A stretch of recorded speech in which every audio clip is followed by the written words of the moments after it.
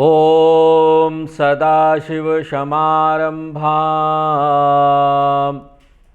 शङ्कराचार्यमध्यमाम् अस्मदाचार्यपर्यन्तां वन्दे गुरुपरम्पराम्।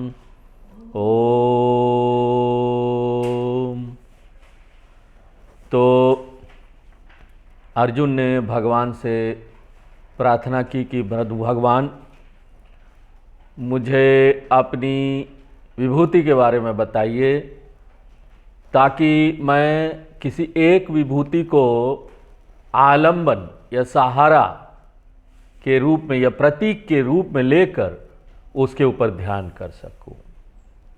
और अर्जुन भगवान से ऐसे विभूति का लिस्ट देने के लिए बोलता है, ताकि अपने झुकाव के अनुसार वो चुन सके कोई भी एक आलंबनम। और भगवान कृष्ण स्वीकार कर लेते हैं और 20वें श्लोक से वो अपनी विभूति के बारे में बताना शुरू करते हैं। सबसे पहले वो निर्गुण चैतन्य के बारे में बताते हैं। जो चेतनता है वो भगवान की एक महान विभूति है। क्यों? क्योंकि इसी चेतनता के कारण ही तो पूरा संसार जिंदा हो जाता है। चेतनता हटा दो, शरीर मन का संघात क्या हो जाएगा? पंचमहाभूत हो जाएगा। ये सिर्फ जड़ पदार्थ हो जाएगा। ये जड़ शरीर है, ये जड़ मन है। ये सब कहाँ से जिंदा होता है? ये चैतन्य के रहने से ही ये सब जिंदा हो जाता है। तो इसीलिए ये जो चेतनता है ये भगवान की एक महान विभूति है। और यही नहीं, चेतनता, एकमात्र चेतनता ही पारमार्थिक है, अंतिम सत्य है, परमार्थिक सत्य है। दूसरी और जो महानता या विभूति भगवान यहां पर लिस्ट देंगे वो कहां से आया? माया से आया। उनका माया से जन्म होता है, इसलिए वो क्या है? व्यवहारिक सत्य है। वो नीचे स्तर का सत्य है, प्रतीत होता है, हमको दिखाई देता है नहीं। इसलिए पहले कृष्ण भगवान पारमार्थिक विभूति के बारे में बताते हैं, उसके बाद जाकर न सारे जो व्यवहारिक विभूति है उसके बारे में बताएंगे। हाँ, ये बात सही है कि अगर किसी को निर्गुण चैतन्य के बारे में जानना है, समझ रखना है, तो एक व्यक्ति को ज्ञानी होना पड़ेगा। क्योंकि बिना वेदांतिक ज्ञान के एक व्यक्ति निर्गुण विभूति के बारे में समझ नहीं सकता। दूसरी ओर जितने भी अज्ञानी लोग हैं उनके लिए उपासना है, ध्यान सगुण स्वरूप पर, लेकिन निर्गुण स्वरूप पर ध्यान ये थोड़ा सा असंभव लगता है। इसलिए कृष्ण भगवान क्या करेंगे? आगे सगुण विभूति भी बताएंगे दूसरे लाइन से। पहला लाइन हमने देख लिया 20वें श्लोक का पिछला क्लास में।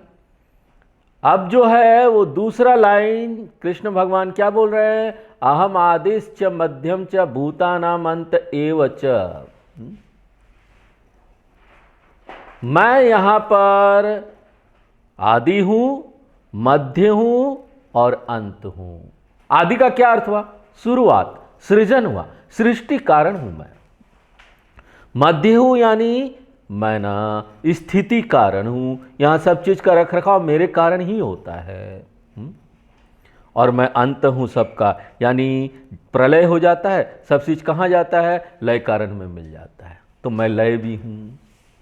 मैंने इस संसार को बनाया, मैं कारण हूं। मेरे अंदर ही यह संसार रहता है, मैं उनको सत्ता देता हूं और मेरे में ही बात जाकर बाद में ये संसार ना मिल जाता है। तो हम ये बोल सकते हैं कि ये जो मिट्टी है वो शुरुआत है, आदि है, मध्य है और अंत है। किसका? सभी घड़ों का। घड़ा आने से पहले मिट्टी था, इसलिए मिट्टी क्या है? आदि है। और जब घड़ा को आप नष्ट कर देते हैं तो क्या रहा, फिर से मिट्टी रहा। और बीच में क्या था? जब यहां पर आप घड़े के बारे में बात करते हैं तो आप क्या मिट्टी का शब्द का यूज नहीं करते हैं, लेकिन यहां पर आप क्या हाथ में ले रहे हैं? घड़ा जब ले रहे हैं तो मिट्टी ही है, मिट्टी के अलावा कुछ नहीं। इसलिए मिट्टी था घड़ा आने से पहले, जब घड़ा था तब भी मिट्टी था, और घड़ा नहीं है, घड़ा नष्ट हो जाएगा तब भी मिट्टी रहेगा। इसलिए ये जो कारण है वो भूतकाल में भी था, वर्तमान में भी है, भविष्य में भी रहेगा। इसलिए कृष्ण भगवान क्या बोलते हैं? मैं जगत कारण हूं, मैं था, मैं हूं और मैं हमेशा रहूंगा। लोग यहां आते जाते हैं, लेकिन मैं हमेशा था, हूं, रहूंगा। और देखिए इसका ना एक व्यवहारिक मानसिक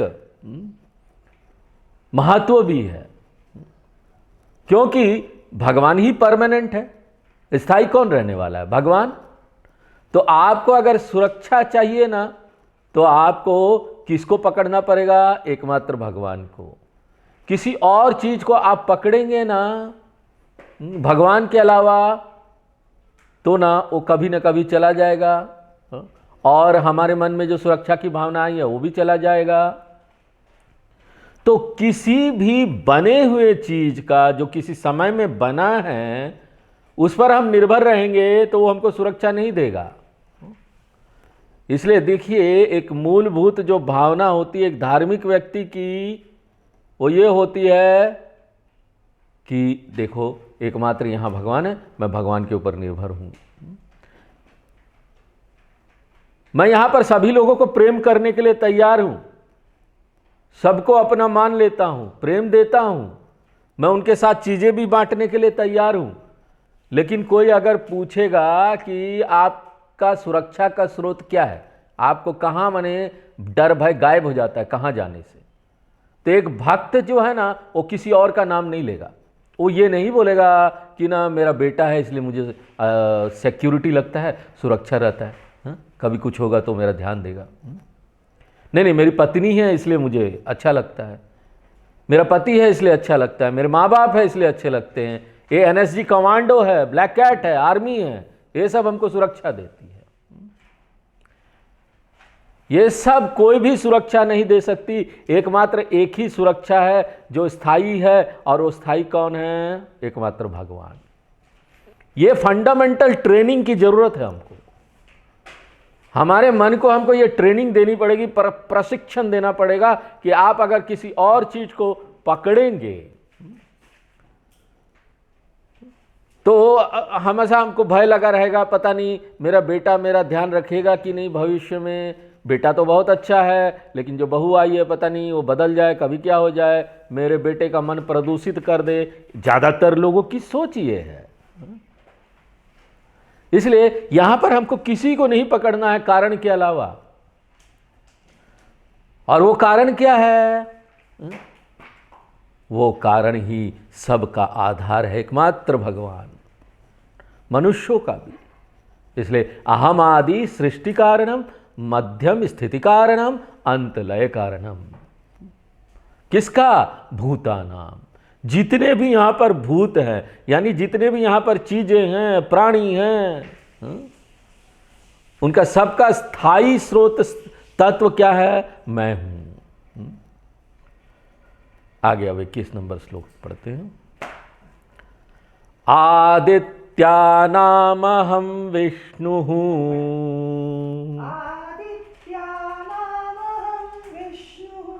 ज्योतिषां रविरंशुमान्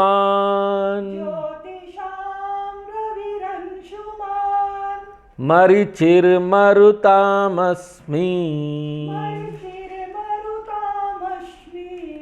नक्षत्राणामहं शशि।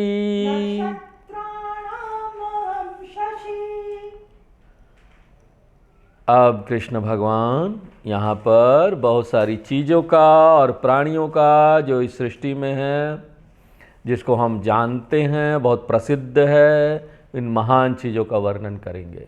और कृष्ण भगवान बोलेंगे ये सारी जो महान चीज़ है ना, यही मेरी विभूति है, मेरा ही अभिव्यक्ति है।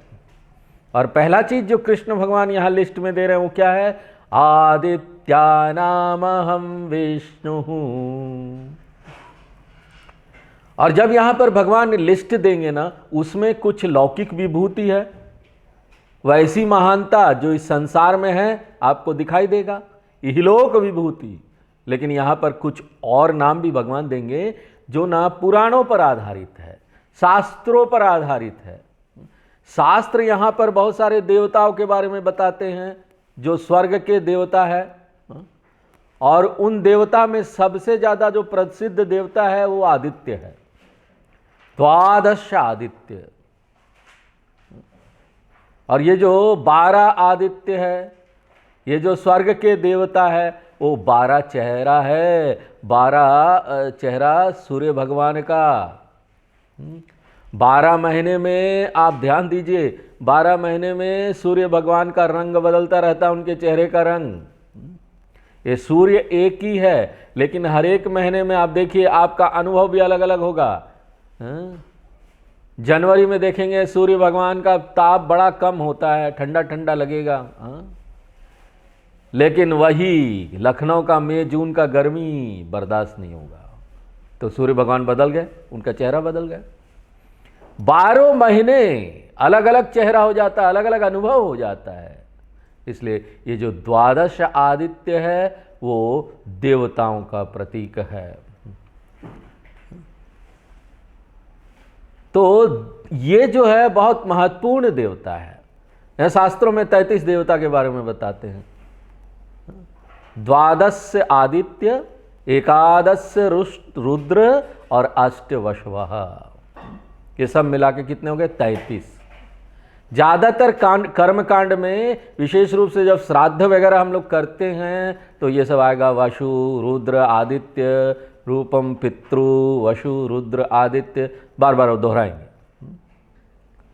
जो लोग वैदिक कर्मकांड करते हैं उनके लिए ये जो देवताओं का समूह है बड़ा प्रसिद्ध है, जानते हो, जानकार है।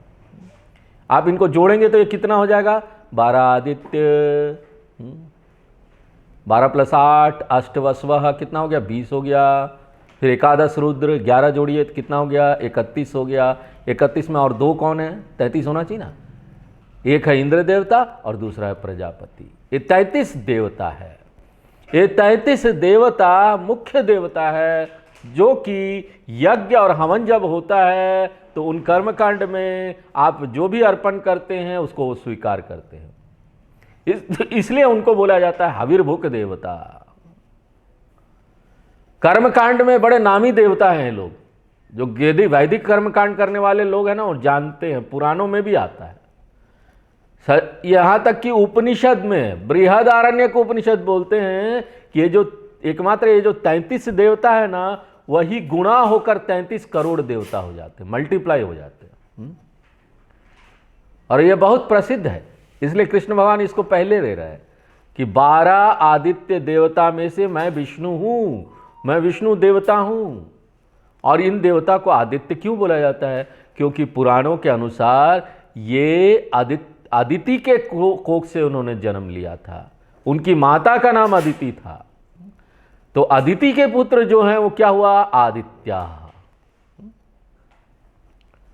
तो ये देवता लोग अदिति के पुत्र हैं, और उनमें से मैं विष्णु हूं, जो वामन अवतार का जन्म हुआ था। अदिति के पुत्र के रूप में, वो विष्णु का ही अवतार था ना, वो है मैं वामन रूपी विष्णु हूं। और सभी आदित्य के पुत्रों में तो आदित्य नाम अहम विष्णु। ये सारी चीजें ना पुराणों पर आधारित है, पुराणों की जो कहानियां उसके ऊपर आधारित है।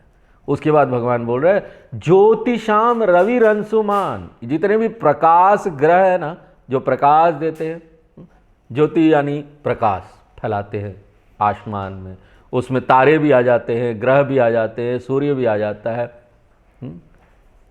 तो मैं ना सूर्य देवता हूँ, रवि ही, ये जितने भी प्रकाश देने वाले ग्रह है ना, उसमें से मैं सूर्य हूँ।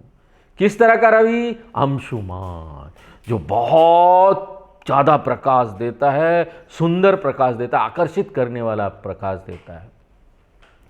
अंशु यानी रश्मि और अंशुमान यानी रश्मिमान। रश्मिमंतम समुद्यंतम देवासुर नमस्कृतम पूज्यस्व विवशवंत भास्करम भुवनेश्वरम। सूर्य देवता हमारे परंपरा में बहुत महान है, बहुत हम उसकी पूजा करते हैं।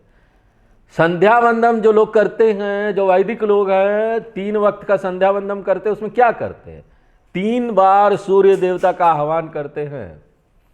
और वैज्ञानिक रूप से भी हम जानते हैं कि बिना सूर्य देवता के ये जो धरती है, ग्रह है, वो जिंदा नहीं रहेंगे।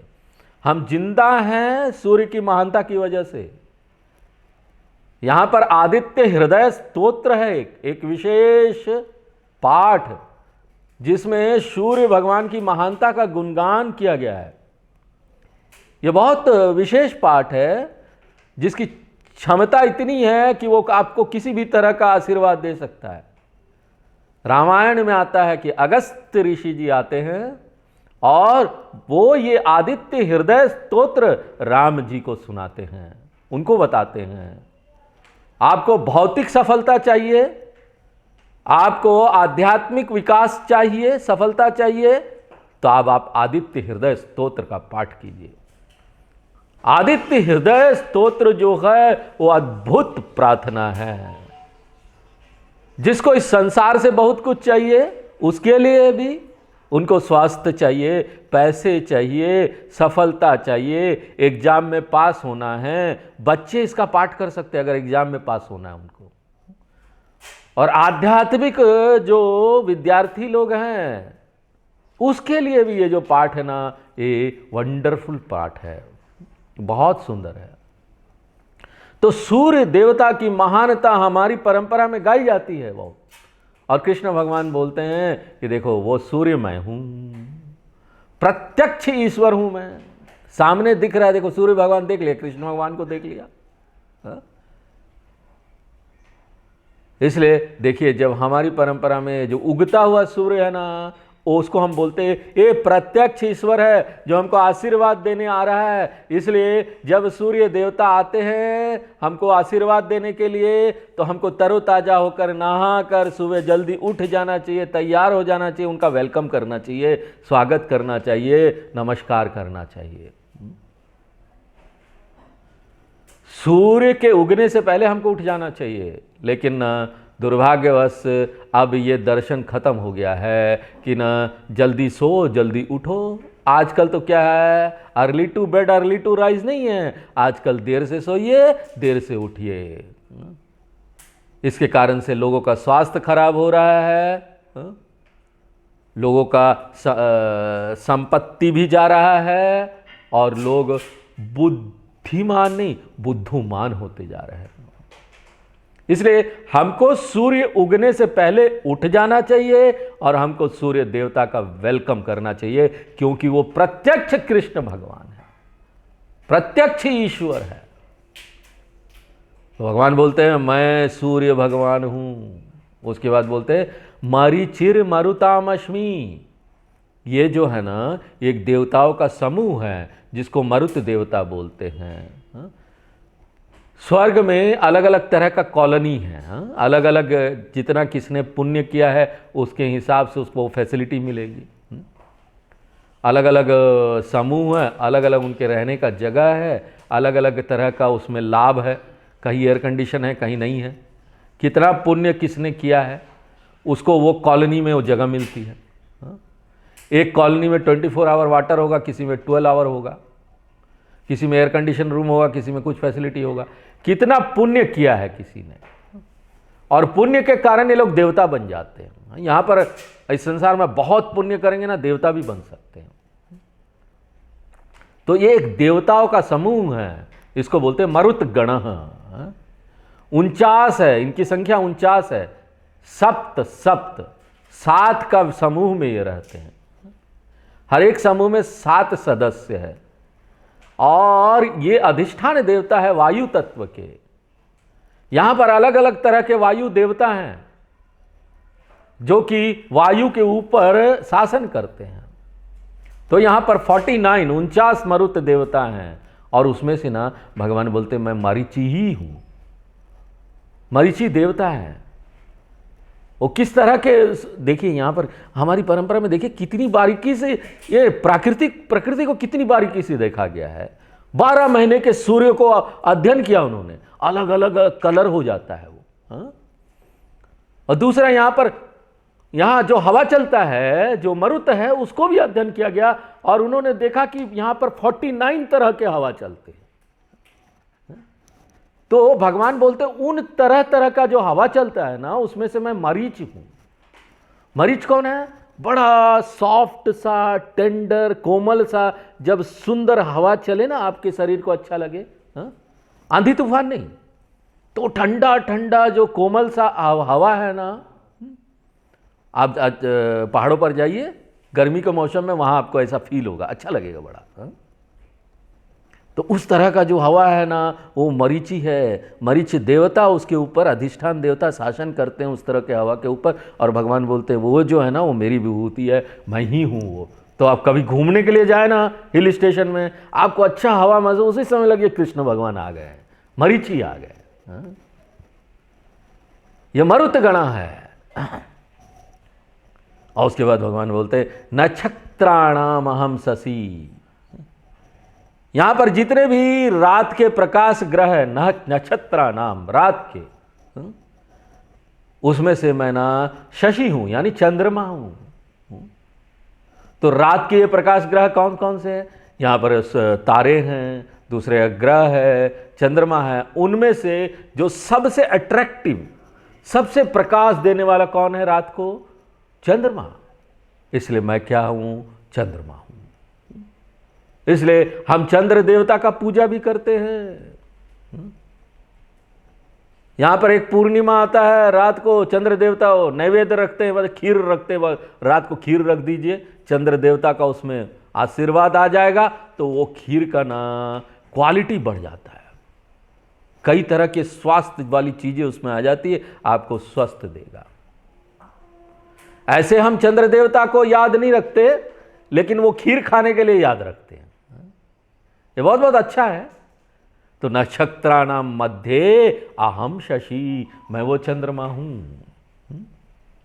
आगे अब हम लोग 22 नंबर श्लोक पढ़ते हैं। वेदानां सामवेदोऽस्मि,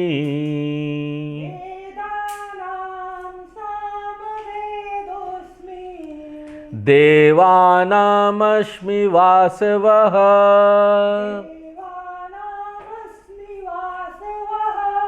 इंद्रियाणां मनश्चास्मि, भूतानामस्मि चेतना,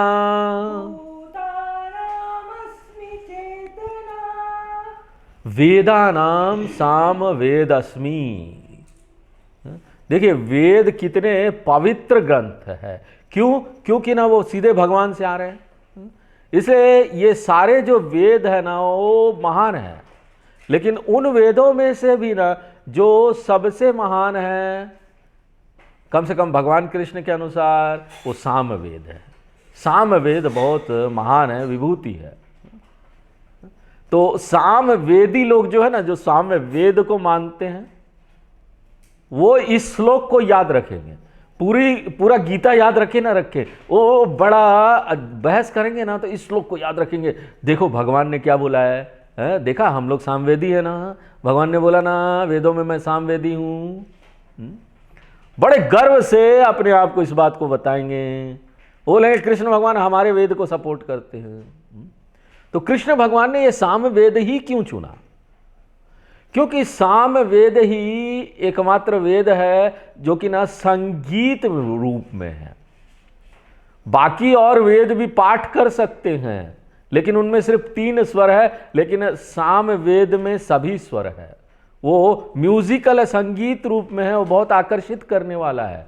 अगर अच्छी तरीके से उसका पाठ करेंगे तो ना बड़ा सुनने में अच्छा लगता है, आपको बहुत अच्छा फील होगा। तो सुनने में अच्छा है ना, संगीतमय है ना, इसीलिए अगर अच्छा से नहीं किया गया ना तो आपको लगेगा वहां से उठ के भाग जाए। एक व्यक्ति अगर सामवेद का अच्छी तरीके से गायन करता है ना तो उसको सुनने में बहुत अच्छा लगेगा आपको। इसलिए कृष्ण भगवान बोलते हैं कि उस पर तुम ध्यान ज्यादा केंद्रित कर पाओगे, इसीलिए सामवेद को चुना। 4 वेद में से मैं सामवेद हूं। उसके बाद भगवान बोलते देवानाम अश्मि वाशवा, जितने भी देवता लोग हैं जो कि पुण्य के कारण देवता बन गए हैं। हमको एक बात यहां याद रखना पड़ेगा कि हम ना देवता का 2 संदर्भ में देवता शब्द का प्रयोग करते हैं। एक तो बड़े देवता जो भगवान है, ईश्वर है, माया सहित चैतन्यम जो सर्वज्ञ है, सर्वशक्तिमान है, सृष्टि स्थिति लय करता है, वो बड़े भगवान। तो उसके लिए भी हम भगवान देवता शब्द का उपयोग करते हैं। लेकिन ये सारे जो देवता हैं, दूसरे देवता हैं, ये दूसरे देवता हैं, वो ईश्वर तत्व में नहीं आएंगे। वो देवता ना जीव में भी, जीव में आएंगे, सब जीव हैं।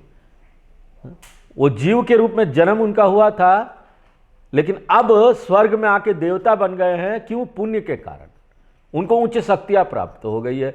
पुण्य, अच्छा बहुत काम किया उन्होंने धरती पर आकर, तो वो भगवान में नहीं आएंगे। ये जो देवता लोग हैं ना, ये संसारी लोग ही है। पुण्य के कारण देवता बन गए, चमत्कारी शक्तियां मिल गई, वो स्वर्ग लोक में आ गए पुण्य के कारण।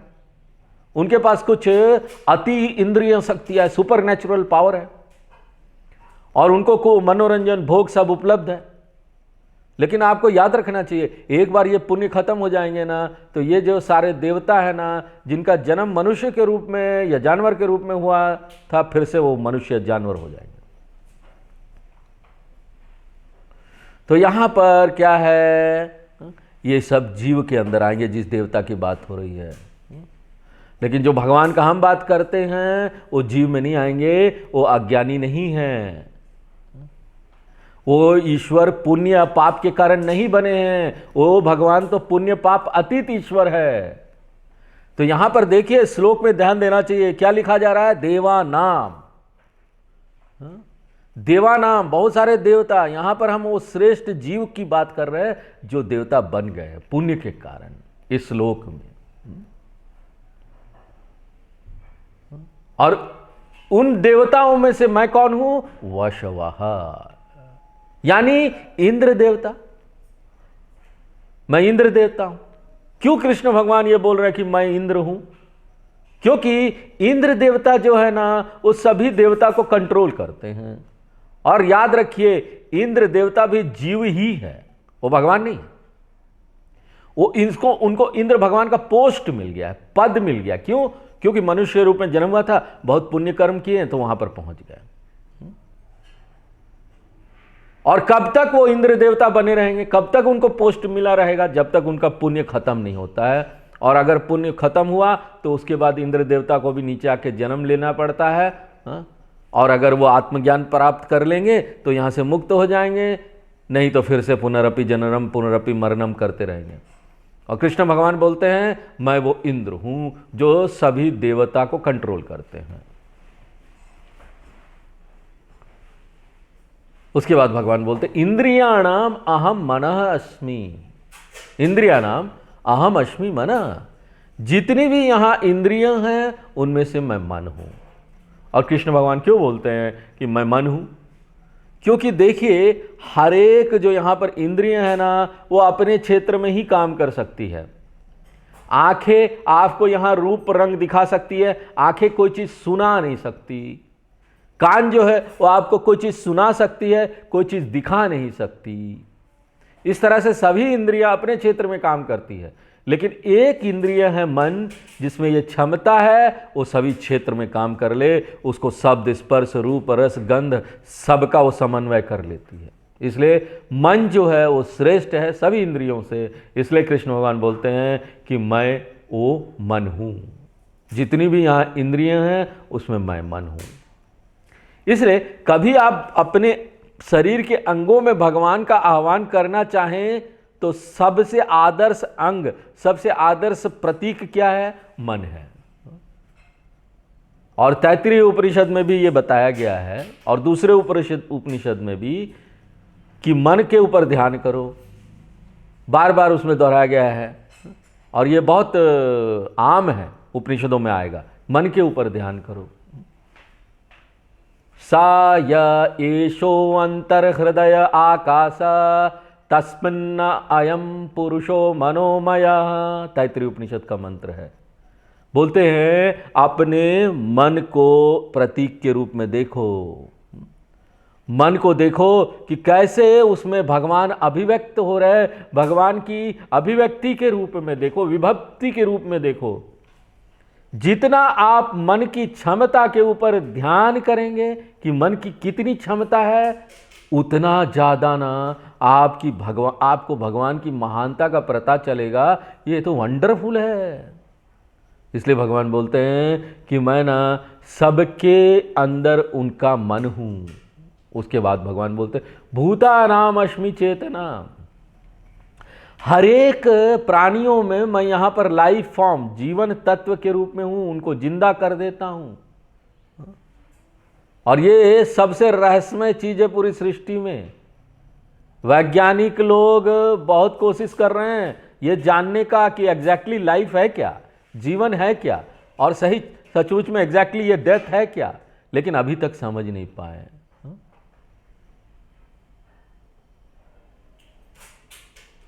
तो कुछ कुछ वो समझे, लेकिन बाद वो आगे वो जान नहीं पाते हैं।